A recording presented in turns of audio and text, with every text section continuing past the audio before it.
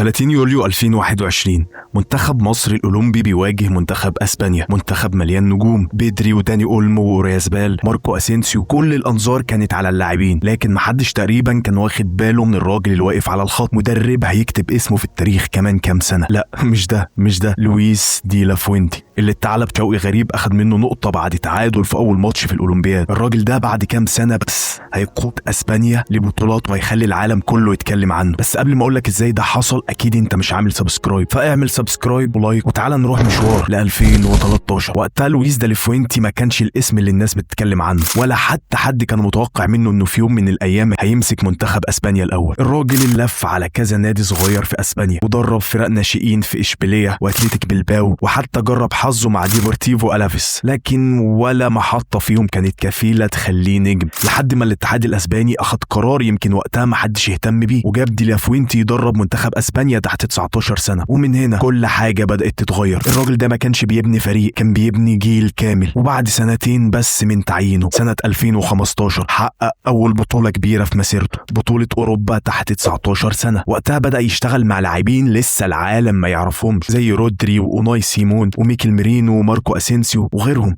جيل صغير، لكن دي لافوينتي كان شايف فيهم مشروع منتخب هيحكم أوروبا بعد كام سنة. وبعد النجاح ده الاتحاد الأسباني اداله مهمة أكبر. سنة 2018 بقى مدرب منتخب أسبانيا تحت 21 سنة، وسنة واحدة بس كانت كفاية عشان يثبت إنه ما كانش نجاح بالصدفة. في 2019 كسب بطولة أوروبا تحت 21 سنة، بس المرة دي بالأسماء اللي احنا كنا بقينا عارف، داني أولمو، فابيان رويز ويارزابال وناي سيمون. كل لاعب فيهم كان بيطور تحت عين دي لافوينتي. وبعدين جت أولمبياد طوكيو، البطولة اللي احنا بدأنا منها الحكاية أصلا. إسبانيا وصلت للنهائي وخسرت بصعوبة قدام البرازيل بعد وقت إضافي، وحصلت على الميدالية الفضية. لكن الأهم من الميدالية الفضية إن البطولة دي شهدت بداية ظهور جيل جديد، بيدري وزوباميندي وكوكوريا وأسماء كتير هتبقى بعد كده العمود الفقري للمنتخب الأول. وفي الوقت اللي دي لافوينتي كان بيبني جيل جديد، كان على الجانب تاني المنتخب الأسباني الأول بيعيش مرحلة مختلفة تماما. لويس إنريكي كان رجع جزء كبير من شخصية أسبانيا بعد سنين من التراجع، واعتمد على مجموعة شابة زي بيدري وجافي مع إضافة خبرات زي بوسكيتس وألفارو موراتا. ولما بدأ كأس عالم 2022 أسبانيا دخلت البطولة وكانت بتعلن عن نفسها من جديد، وفي أول ماتش سباعية كاملة في مرمى كوستاريكا، وأداء أبهر العالم كله لدرجة إن ناس كتير بدأت تحطها وسط المرشحين للفوز باللقب. لكن الصورة الجميلة دي بدأت تتكسر بسرعة. تعادل مع ألمانيا، بعدين خسارة مفاجئة قدام اليابان قلبت حسابات المجموعة. ورغم إن إسبانيا تأهلت لدور ال16 إلا إن الأداء بدأ يسير علامات استفهام، استحواذ كتير، تمريرات أكتر لكن خطورة أقل. وجات المباراة اللي غيرت كل حاجة. بعد صعود أسبانيا من دور المجموعات كانت هتواجه المغرب في دور ال16. الماتش بدأ أسبانيا استحوذت على الكرة معظم الوقت، لكن من غير حلول حقيقية قدام المرمى. 120 دقيقة كاملة والمباراة توصل لركلات الترجيح. وهنا كانت الصدمة، أسبانيا أهدرت 3 ركلات ترجيح ودعت كأس العالم من دور ال16 قدام المغرب. وبعدها بيومين بس الاتحاد الأسباني بيعلن نهاية رحلة لويس إنريكي مع المنتخب، وبداية رحلة جديدة، رحلة محدش تقريبا كان مقتنع بيها، لأن الاسم اللي اختاره الاتحاد لخلافة إنريكي لويس دي لافوينتي. وبعد خروج أسبانيا من كأس العالم الاتحاد الأسباني كان قدامه اختيارات كتير، مدربين كبار وأسماء عالمية، لكن القرار اللي طلع فاجئ الجميع. لويس دي لافوينتي مدرب عمره ما درب فريق أول، لا فريق ولا منتخب، ولا خد بطولة كبيرة مع منتخب للكبار. بمجرد إعلان اسمه بدأت الانتقادات من كل اتجاه. إزاي مدرب شباب يمسك منتخب بحجم أسبانيا؟ أسئلة كانت مالية الإعلام الأسباني وقتها. لكن دي لافوينتي واجه الانتقادات بكل. وما اتسأل في مؤتمر عن افتقاره للخبرة جاوب بأنه كان لاعب محترف لمدة 15 سنة، ولعب لكل منتخبات أسبانيا في الفئات السنية المختلفة ما عدا المنتخب الأول. وقال إنه درب 16 لاعب من اللي كانوا موجودين في قائمة أسبانيا لكأس العالم 2022. وقال لو كان في شخص واحد يعرف حاضر وماضي الكرة الأسبانية فهو أنا. وفعلا الاتحاد الأسباني كان شايف حاجة الجمهور ما كانش شايفها، لأن دي لافوينتي ما كانش محتاج يتعرف على اللاعبين، هو أصلا دربهم، رودري ويارزابال وأوناي سيمون وميرينو وداني أولمو وكوكوري، وبعدها بقى لامين يامال ونيكو ويليامز وغيرهم. تقريبا نص المنتخب كان سبق واتدرب تحت ايده، يعرف شخصياتهم، يعرف امكانياتهم، ويعرف هيطلع منهم افضل نسخة ازاي. لكن العلاقة مع اللاعبين لوحدها مش كفاية. دي لافوينتي كان عارف ان المشكلة مش في جودة اللاعبين، لان اسبانيا طول عمرها بتمتلك افضل جودة من اللاعبين. المشكلة كانت ان اسبانيا اسبانيا فضلت سنين بتحاول تعيش على طريقة 2010 في وقت كرة القدم نفسها كانت اتغيرت. عشان كده كان اول قرار اخده ان الاستحواذ يبقى وسيلة مش هدف. بقى عايز الفريق يهاجم بشكل اسرع ويعتمد على الاجنحة ويوصل للمرمى باقل عدد ممكن من التمريرات ويضغط بقوة اول ما يخسر الكرة، يعني احتفظ بهوية اسبانيا لكن طورها بما يناسب كرة القدم الحديثة. وقبل ما نروح لبطولة الامم واليورو، عاوز بس اقول لك ان بداية دي لا فوينتي ما كانتش مثالية خالص. اول مباراة رسمية ليه كانت قدام النرويج في تصفيات يورو 2024. اسبانيا في المباراة دي كسبت 3-0 والنتيجة تبان لك مطمئنة، لكن لو بصيت على المباراة نفسها هتلاقي ان الماتش كان 1-0 لحد الدقيقة 82 مع هجمات لمنتخب النرويج لحد نزول خيسيلو وتسجيله هدفين. الاداء ما كانش مقنع بالشكل اللي الناس كانت مستنياه. الفريق كان لسه بيدور على شخصيته ولسه ما فيش الشكل الجديد اللي دي لا فوينتي كان عايز يوصل له. وبعد 3 ايام بس جت الصدمة، خسارة 2-0 قدام منتخب اسكتلندا، اول هزيمة رسمية لدي لا فوينتي مع المنتخب. وساعتها الصحف الاسبانية انفجرت. في صحف كتبت ان المنتخب ده من غير اي خطة، وفي ناس بدأت تسأل اذا كان قرار تعيينه كان اصلا غلطة. بعد الهزيمة قدام اسكتلندا الانتقادات وصلت لاقصى درجة. البعض بدأ يقول ان تجربة دي لا فوينتي انتهت قبل ما تبدأ، لكن القدر كان محضر له اختبار اصعب. بعد شهرين بس هيلاعب منتخب ايطاليا في نص نهائي دوري الامم الاوروبية. اسبانيا دخلت المباراة بشكل مختلف تماما، ضغط عالي وشراسة من أول دقيقة. وفي الدقيقة الثالثة بينو سجل الهدف الأول، لكن إيطاليا رجعت بالتعادل. لكن قبل النهاية بدقيقتين خوسيلو اللي كان نازل بديل من أقل من 5 دقايق سجل هدف الفوز، وأسبانيا تأهلت للنهائي عشان تدخل النهائي ضد كرواتيا. وفجأة نفس الإعلام اللي كان بيطالب بإقالته بعد خسارة اسكتلندا لقى نفسه بيشوف أسبانيا في نهائي بطولة أوروبية بعد أيام قليلة. ركلات الترجيح وقتها ابتسمت لأسبانيا، ودي لا فوينتي حقق أول بطولة مع المنتخب الأول وأول رد حقيقي على كل اللي شككوا فيه. لكن البطولة دي كانت مجرد البداية، لأن بعد الشهور دي لا فوينتي هياخد أكبر مخاطرة في مسيرته ويستدعي طفل عنده 16 سنة اسمه لامين يامال، القرار اللي هيغير شكل منتخب أسبانيا بالكامل. وجت أول مباراة قدام جورجيا في تصفيات يورو 2024. لامين نزل لأول مرة بقميص المنتخب الأول وما اكتفاش إنه يشارك، ده سجل هدف وبقى أصغر لاعب وأصغر هداف في تاريخ منتخب أسبانيا. ومن هنا بدأ العالم كله يعرف اسم لامين يامال. أسبانيا أنهت التصفيات بأفضل شكل ممكن وتصدرت مجموعتها، حققت 7 انتصارات في 8 مباريات وسجلت 25 هدف مقابل 5 بس استقبلتها. الفريق بقى عنده شخصية واضحة وهوية مختلفة عن السنوات اللي فاتت، والأهم إن الناس بدأت أخيرا تصدق إن لويس دي لا فوينتي يمكن فعلا الراجل المناسب.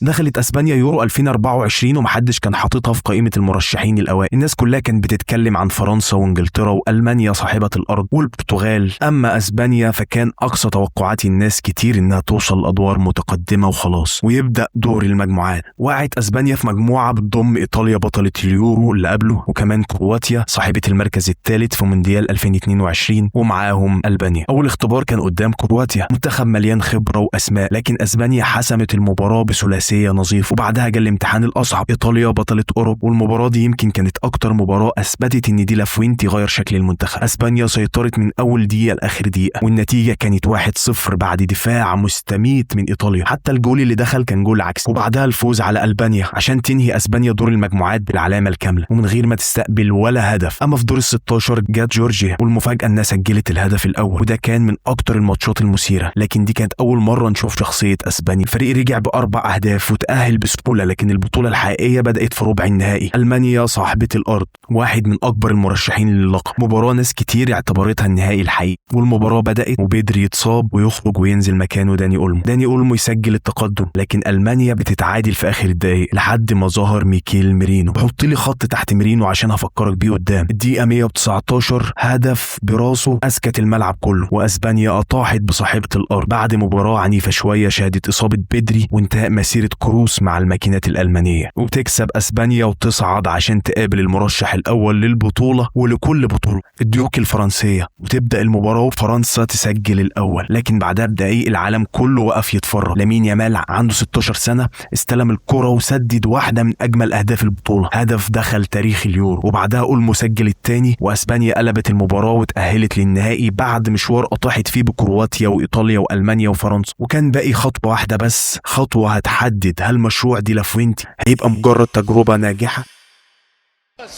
النجمة الرابعة للاروخا أو اللقب التاريخي للإنجليز بعد غياب لسنوات وبعد أيام عجاف وبعد أيام الفقر الكروي والغياب على منصات التتويج يحاولون 13 يوليو 2024 بعد 11 سنة من بداية مشروعه داخل الاتحاد الأسباني، لويس دي لا فوينتي بقى على بعد 90 دقيقة من كتابة التاريخ، والخصم المرة دي انجلترا. منتخب مليان نجوم وهو كمان بيدور على اول لقب اوروبي من عشرات السنين، لكن اسبانيا دخلت النهائي بنفس الشخصية اللي لعبت بيها البطولة كلها، من غير خوف ومن غير تنازلات. والشوط الاول بيبدأ والشوط الاول بيعدي، ولكن مع بداية الشوط الثاني جات اللحظة. لامين يامال استلم الكرة ولقى ويليامز بيجري في المساحة، تمريرة، تسديدة، وجول. اسبانيا بتتقدم، انجلترا حاولت ترجع، وفعلا كول بالمر سجل التعادل. وساعتها ناس كتير افتكرت ان المباراة رايحة لوقت اضافي، لكن دي لا فوينتي كان لسه عنده كلمة اخيرة. قبل النهاية ب4 دقايق كوكوريا بيرفع عرضية مثالية، ويورازابال سبق المدافعين ولمس الكرة في الشباك. هدف حسم بطولة اوروبا، من منتخب تحت 19 سنة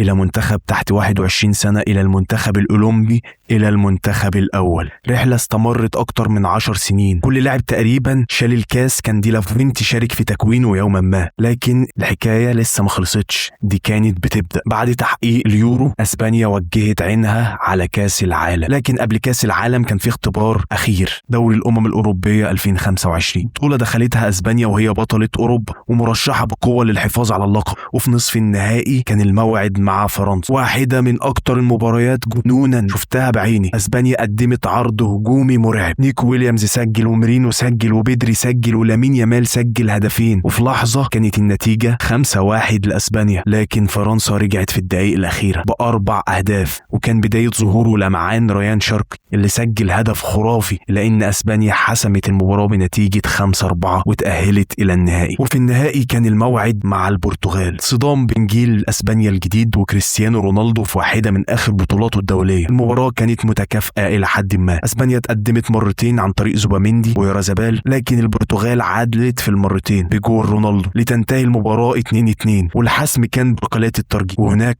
ابتسم الحظ للبرتغال وضاعت اسبانيا اللقب بعد اهدار الفارو موراتا لركلته الاخيره، عشان البرتغال تتوج بدوري الامم الاوروبيه على حساب اسبانيا. وبعد الخساره دي اللعيبه ركزت عينها على هدف واحد بس، وهو كاس العالم. وده ظهر لما بيدري نزل بوست على الانستجرام بتاريخ نهائي كاس العالم 19/7/2026، واللي فعلا اوفى بوعده، واسبانيا وصلت للنهائي فعلا. لكن خليني احكي لك ازاي وصلوا للنهائي. دخلت اسبانيا المونديال وسط ترشيحات كتير قوي، لكن المره دي ما كانش في كلام عن التيكي تاكا، كان في كلام عن منتخب بيعرف يعمل كل حاجه، يستحوذ ويضغط ويدافع ويضرب ويكسب في الوقت المناسب. وبدات الرحله بدور المجموعات. المباراه الاولى تعادل سلبي قدام الراس الاخضر، نتيجه خلت البعض يشك هل اسبانيا بدات البطوله بشكل متواضع، لكن الاجابه جت في المباراه اللي بعدها قدام السعوديه. اسبانيا انفجرت خلال اول 24 دقيقه بس، كانت المباراه انتهت عمليا. لامين يامال يسجل ويورازابال يسجل مرتين وصنع هدف، رباعيه نظيفه ورساله لكل المنافسين ان البطل الاوروبي وصل لامريكا. واخر مباراه في دور المجموعات كانت قدام اورجواي، مباراه مغلقه وفرص قليله، لكن فريق دي لا فوينتي بقى يعرف يكسب حتى في اصعب الظروف. هدف واحد كان كفايه عشان اسبانيا تتصدر المجموعه، ومن هنا بدات المباريات الجد. في دور ال 32